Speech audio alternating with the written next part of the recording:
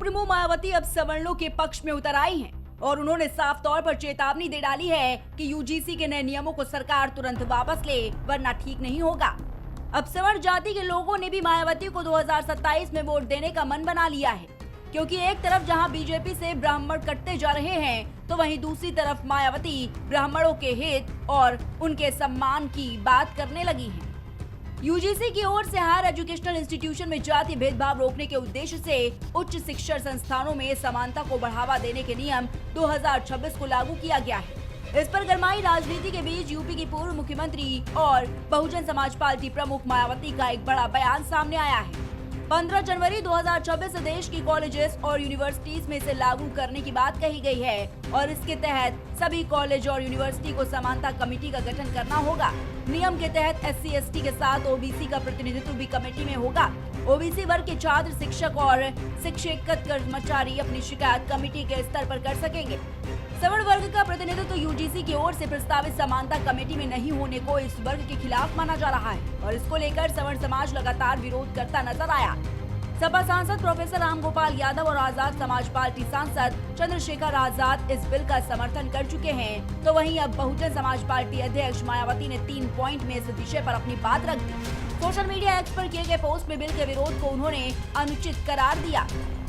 सबसे पहले जातीय मानसिकता के तहत विरोध। मायावती ने यूजीसी बिल के विरोध पर हमला बोला है। उन्होंने कहा है कि देश के उच्च शिक्षण संस्थानों में जातिवादी भेदभाव के निराकरण और समाधान के लिए विश्वविद्यालय अनुदान आयोग की ओर से सरकारी कॉलेजेस और निजी यूनिवर्सिटियों में भी एक्टिविटी कमेटी यानी कि समता समिति बनाने के नए नियम बनाए गए हैं। इसके कुछ प्रावधानों को सामान्य वर्ग के केवल जातिवादी मानसिकता के ही लोगों की ओर से इसे अपने विरुद्ध भेदभाव और षड्यंत्रकारी मानकर इसका जो विरोध किया जा रहा है, ये कतई भी उचित नहीं है।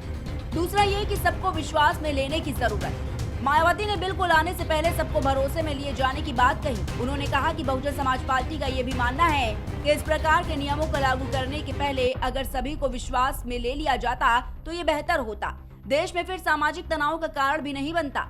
इस ओर भी सरकारों और सभी संस्थानों को जरूर ध्यान देना चाहिए। तीसरा है दलित पिछड़ों को सावधान करना। मायावती ने इस मामले में दलित और पिछड़े वर्ग को सावधान किया है। बसपा प्रमुख ने कहा है कि ऐसे मामलों में दलितों और पिछड़ों को भी इन वर्गों के स्वार्थी और बिकाऊ नेताओं के भड़काऊ बयानों के बहकावे में भी कतई नहीं आना चाहिए। मायावती ने कहा है कि अपने भड़काऊ बयान की आड़ में ये लोग आए दिन घिनौनी राजनीति करते रहते हैं। मतलब समझाते हुए उन्होंने अपील की है कि इन वर्गों के लोग जरूर सावधान रहें। तो मायावती का ये कदम सिर्फ राजनीति की नई लकीर नहीं बल्कि सामाजिक संतुलन और जातीय समानता की दिशा में एक बड़ा संकेत है। सवाल यही है, क्या सवर्ण वर्ग का ये विरोध सही है या केवल जातिवादी मानसिकता और स्वार्थ की लड़ाई है? क्या सरकार समय रहते कदम उठाएगी या राजनीतिक उठापटक में जनता और छात्र वर्ग और अधिक भ्रमित होंगे? देश भर की निगाहें अब इस बिल पर टिकी हैं, क्योंकि ये न केवल शिक्षा के क्षेत्र में बदलाव ला सकता है बल्कि समाज में समानता और न्याय के पूरे ताने बाने को हिला सकता है। फिलहाल एक बात तय है कि उत्तर प्रदेश और देश की राजनीति अब और पहले जैसी नहीं रहेगी और इस फैसले के पीछे की असली कहानी केवल समय, निर्णय और दृष्टिकोण ही बताएंगे। फिलहाल राहत की बात यह है कि सुप्रीम कोर्ट ने यूजीसी नियमावली पर रोक लगा दी है। सुप्रीम कोर्ट ने कहा है कि प्रथम दृष्टया ये प्रावधान अस्पष्ट है, इसके दुरुपयोग की आशंका से इनकार नहीं किया जा सकता। ये नियम अनुच्छेद 14 समानता के अधिकार का उल्लंघन करता है। Desk report, prime TV.